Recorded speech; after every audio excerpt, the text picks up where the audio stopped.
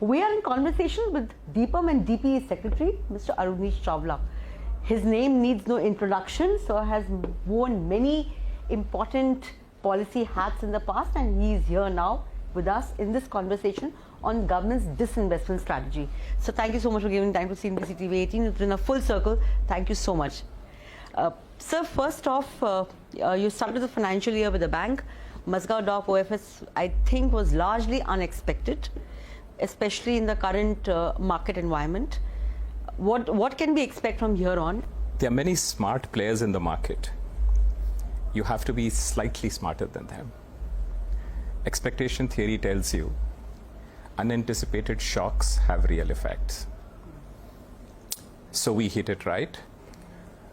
When the mood was Trumpian and everyone was selling short, we lighted a little spark with an OFS.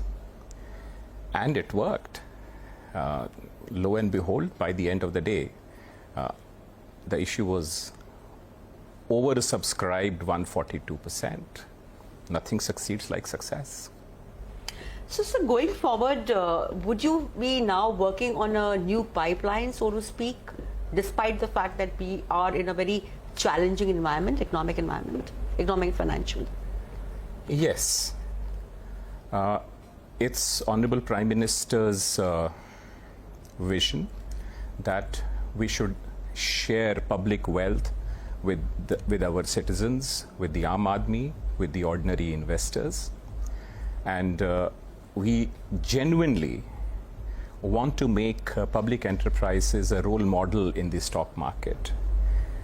And we have a very fair dividend policy where our public enterprises pay 30% of their profit after tax or 4% of their net worth, whichever is higher, as dividends to minority stakeholders.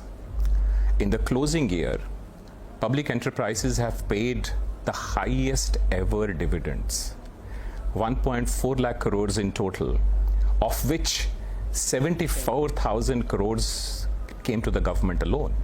And the remaining was distributed to senior citizens, small investors, mutual fund holders, and ordinary citizens all over our country. Yes. And that's part of our deliberate strategy, and we will continue to go down that road.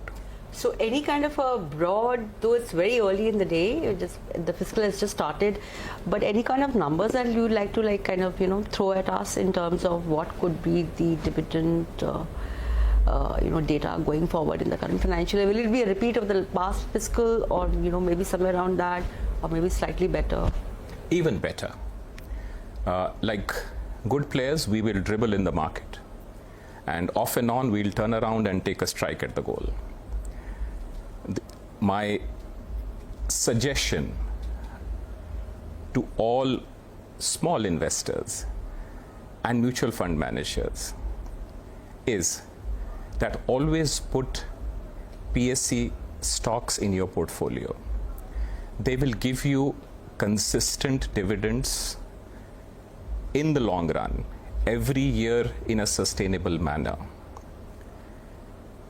And I would also urge the private corporates to follow suit and declare fair dividends on their behalf, so that together we can make our stock markets a fair place for the Aam Aadmi. Right, sir. So make our stock markets a fair place for the Aam Aadmi, but looking at the fact that the past couple of weeks have been extremely choppy, so what's going to be the government's strategy, to navigate in this kind of an environment? And Trump tariffs are a big reality now. So going forward, do you expect this turbulence to continue? And then, how are you going to maneuver? We are relaxed. We are free from tension. We have developed an in-house policy model, which we call the DIPAM model. Our model brings together corporate performance with dividend policy, links it to market prices, and guides us to decide what to sell and when to sell. The Mazgaon docks came out of that strategy, and it surprised everyone. Expect a few more down the year. Right, right. Excellent, sir. So any number that you would like to put, like, maybe 5 to 6 more issuances or 7 to 8, and the fact that, government is still is brave enough to do this in this kind of an environment, that also sends a message and a signal to, investors across the board. But having said that, so any numbers that you would like to share with us? And one particular question I would like to ask you in this entire, framework is, there's a lot of talk about an LIC OFS. So is that something that you'll be looking at actively, at least in the current financial year, down the line? Yes, we would. And we would also share it with retail shareholders. And we may also decide to share it with the policy holders. We want LIC to be part of every household in the country. Okay, okay. So H1, H2, 2%, 3%, I think it's a bit early to ask that, or would you like to shed some light?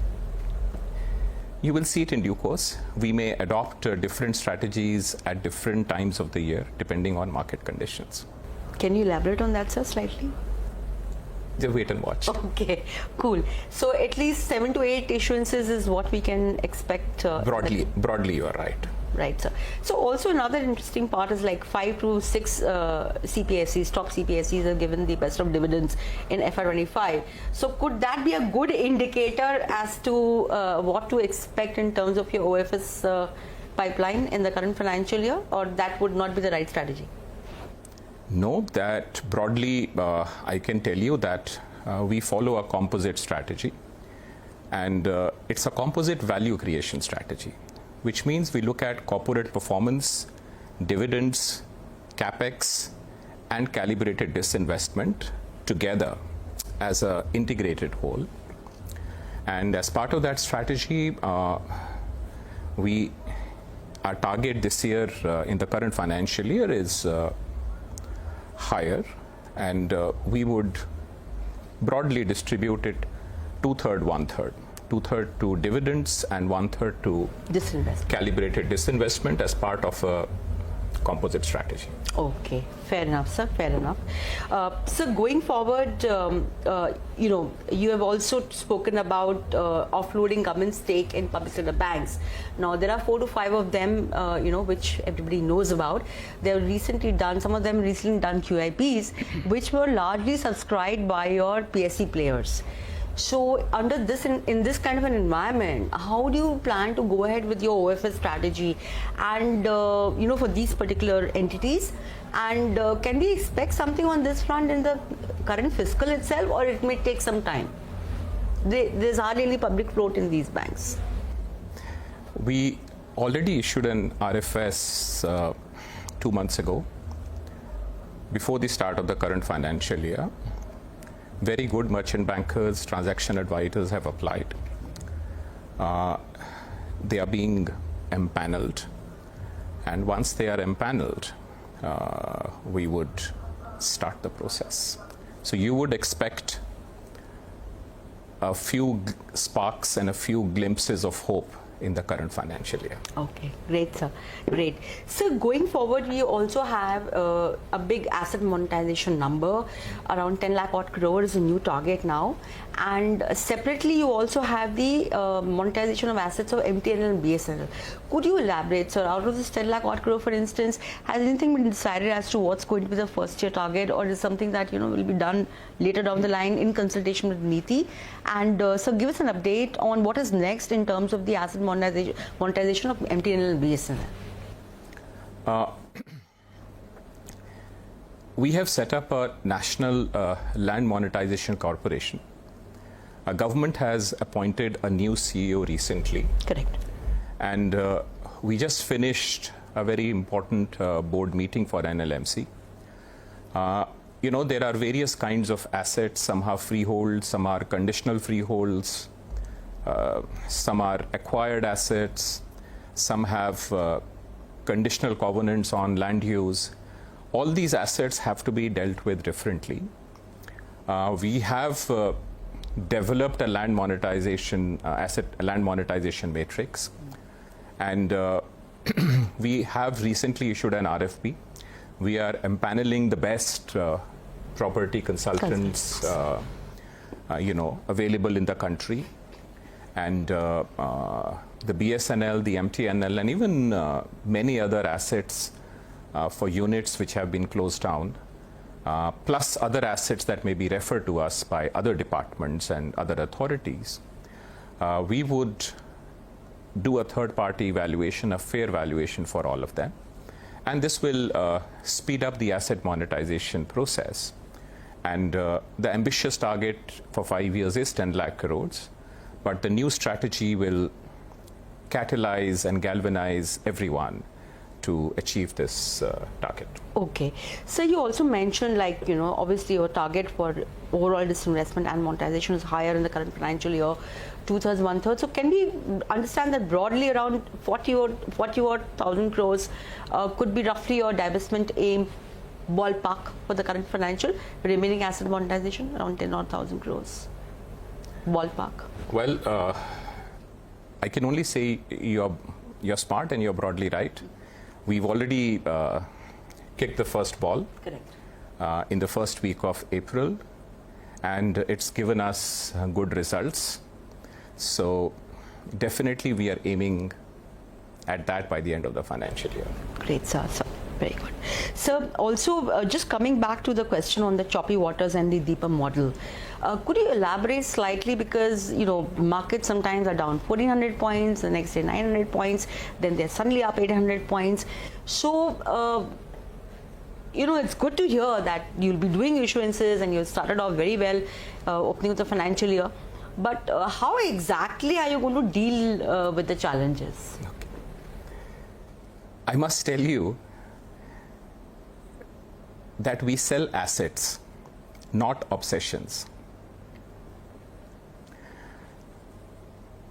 Like a good asset manager, every portfolio has hedge stocks. So when people look at the macro numbers, where the stock index is going, they're looking at a very coarse picture. The DIPAM model analyzes each stock on its micro foundations.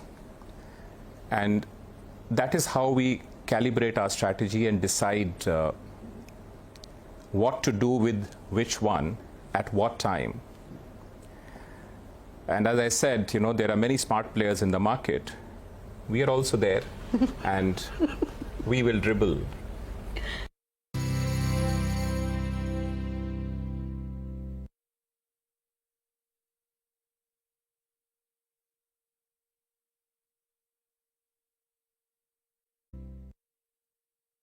The other big focus at the moment is the IDBI strategic disinvestment. Can you share with us exactly what is the status, and when do you hope to see the transaction closing actually? It's a multi-stage process, and it's a fairly complex process. We are doing a number of things simultaneously. For example, the data room, the virtual data room is active. All the queries are being answered. We are also negotiating the shareholders agreement. And we've already appointed an asset valuer a few weeks ago. So everything is, going forward like a parallel computer. And you will see results when the time comes. Okay, but can we assume, like, say, at least by H1 or before the end of H1, we should see this through, or maybe even earlier? Fingers crossed. We are hopeful. Okay, sir. And sir, also we're getting to hear that, some of the, this is something that I'm going to ask, it's up to you to take it. That there are like international banks and all probably in the fray for IDBI bank purchase. Is that broadly right? Anything that you could give a hint? We do not comment on potential bidders. Okay, sir. Right. Sir, also another big development that has happened is government stake going up in Vodafone. So how will you deal with it going forward? Like, you're almost at 49% I was just thinking, then do it 51 as well. So how do you deal with this going forward? Because you've also done a face value of $10, and I think sometime back the listing price it was trading around $7 odd. So I mean, how do you see this panning out? What is the road forward for the company, and more importantly, in terms of you becoming a very major shareholder? Though of course the promoters continued with the Vodafone management. And what went behind this? And plus also one more question, how will it help Vodafone to kind of take care of its bank loan liabilities? Because that is something that banks will have to deal with, or rather they'll have to deal with them bilaterally. So where does this place us, and what kind of a signal are we trying to give, sir? Please explain. See, what you've just seen is part securitization of spectrum dues into equity. All this is part of a telecom reform and support package, which was announced 3 years ago. Certain things were done at that time, and the remaining action has been completed recently. On your question of why not beyond 49, the answer is it's a conscious decision. We don't want to nationalize the entity. Telecom, as you know, is a natural oligopoly. The reform package was help to solve the liquidity crisis in the industry. And most players, in accordance with their needs and their conditions, have opted for bits and parts of the package. Going forward, this will help improve the balance sheet. It will mitigate the liquidity crisis. The entity that you mentioned, which is Vodafone Idea, does not have a very large bank loan. It is the dues which are significant, and a significant part of that has been securitized. So that should ease the way going forward. Pain, immediate pain. I would lead the rest to the telecom provider and their bankers. Okay, fine. But it's not a worry that you're sitting with so much of equity in a company which has not been doing well. Part of a conscious strategy, obviously. There are 200 million customers who still repose their faith in the entity, and it was a win-win for everyone. Going forward, in my view, it will be a good deal for all the stakeholders. Okay, right, sir. So also, we were, moving on. We were also at some point in time expecting that the government may actually kind of revive or refresh or review its strategy in terms of loss-making entities. Can we hear anything on this sometime soon? See, one thing needs to be understood carefully here.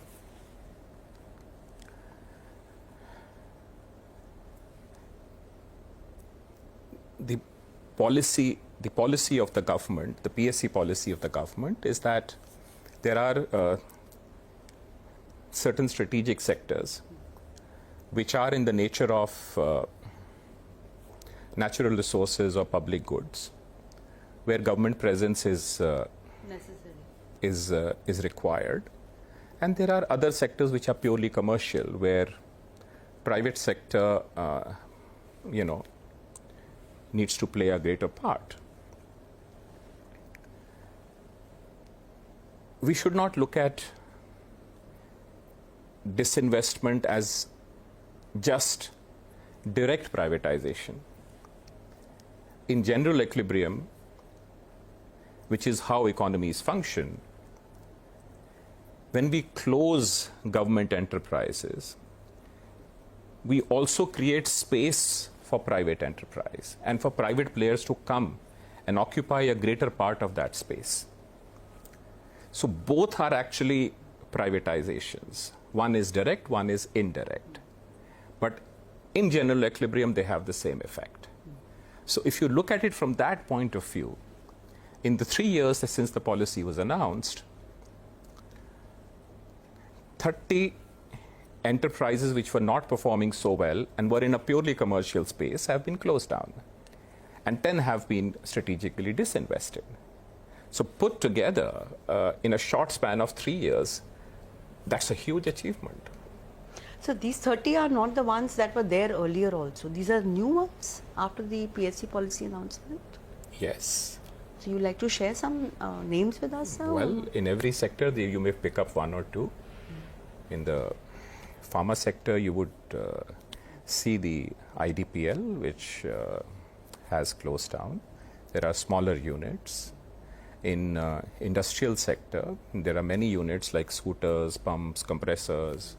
There were many project consulting firms, so on and so forth. In every sector which is commercial, you would see one or two entities which were erstwhile public enterprises, and they have been closed down, and it has created space for the private enterprise. Okay. And that is an equally efficient privatization. Right, right. Would you have any kind of a target for this year as well, or you're looking at a more moving kind of a thing of over the next 2 to 3 odd years? Because it's not a very easy task as well. As I said, we don't sell. We don't sell obsessions. We sell assets. Absolutely. And therefore, we will continue to follow a calibrated strategy going forward, and you will see the results in not too far distant future. Okay, great, sir. Great, sir. I'll just pop on last question, sir. You spoke about privatization, indirect and direct. So just wanted to understand that there are some other transactions also that have been there on the drawing board for quite some time. They had reached a certain state of conclusion as well. Where do we see those as of now? I mean, what's the status as of now? I mean, would we be looking at them, or it's going to be kind of a pause, think, and then go forward, or not at the moment? See, about 5 such disinvestments are in the pipeline, and as I said, it's a multi-stage and complex process. You will see them mature one by one. So hold your horses. Okay, we'll leave it there, sir. One final thing, sir, message for the markets, investors, and your mutual fund managers, everybody across the boards, minority shareholders, your message, especially in the choppy waters. Yes. In the choppy waters, keep your head high. And my suggestion would be, particularly to ordinary investors, mutual fund managers, do not miss out on the public sector stocks. Do not miss out on the OFS and listings that we do. Make them part of your portfolio. We want to make stock market a part of every Indian's dream. Correct, correct. You can also name some stocks for everyone's benefit. Thank you, sir. Thank you so much. Thank you so much for this conversation. Always a pleasure, sir. Always a pleasure. Thank you very much. That's it. That's it. This is the conversation with the DIPAM and DP Secretary, Mr. Arunish Chawla. Back to you for more.